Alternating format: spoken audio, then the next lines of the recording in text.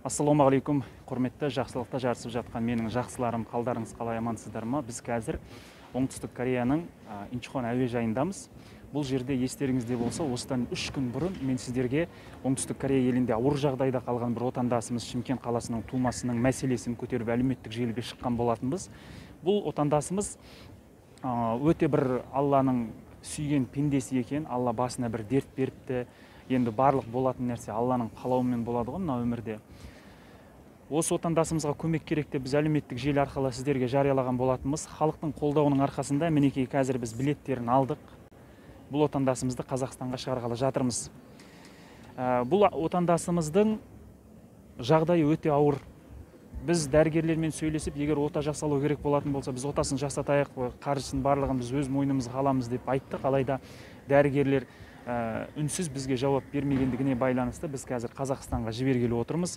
Қазақстанда Алла қаласа жедел жәрдем көліктері барлығы дайын тұр. Ол жақта күтіп алады бұл кісіні. Біз сөйлесіп барлығын дайындап қойдық. Осы Владимир Цойдың мәселесінде қолдау көрсеткен барлық мейірімді жандардан Алла разы болсын. Құжаттар жағынан бізге көмектескен Қазақстанның Оңтүстік Корея еліндегі елшілік өкілдеріне де Алла разы болсын. Барлықтарына рахметімді айтамын. Шынымен де бізге өте көп осы құжат мәселесінде көмектесті. Алла разы болсын. Маған адамдардың ұлты да, тілі де, діні де маңызды емес. Маған маңыздысы бұл Қазақстан азаматы. Қазақстан азаматтары осы жерде жыламау керек. Сонша мейірімді жандар тұрып, сонша қайырымдылық жасайтын жақсыларымыз бар екен. Қазақстан азаматтарының көзінен жас шықпау керек. Осы қайырымдылықта қолдау көрсетіп, мейірімділік танытқан бүкіл жандардан, бүкіл халықтан Алла разы болсын. Тағы бір рет бірлігімізді көрсеттік, мейірімділігімізді көрсеттік отандастар. Алла қаласа, ертең сағат 9-да Шымкент қаласына жетіп баратын болады. Өзінен бір-екі ауыз естейік, мен де сөйлейін, халыққа рахметімді айтайын деп отыр. Халқымның рахметін көп рахмет айтам сіздерге. Басқа сөз жоқ енді.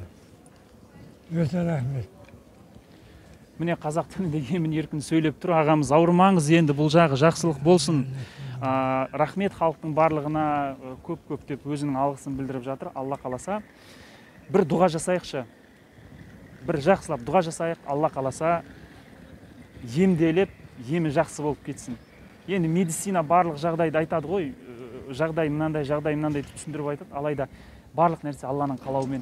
Барлық болып жатқан нәрсе Алланың қалауымен. Осы жерде қазір Инчхон әуежайында жүрміз. Көптеген адамдар келіп, осы кісіге қолдауын көрсетіп жатыр. Қолын алып, ауырмаңыз аға, аман болыңыз, емделіп кетіңіз, емін алып кетіңіз деп, енді өздерінің керемет шын жүректегі сөздерін айтып жатыр. Рахмет барлықтарыңызға, Алла разы болсын. Тағы бір рет бірлігімізді көрсеттік. Аман болыңыздар бауырлар.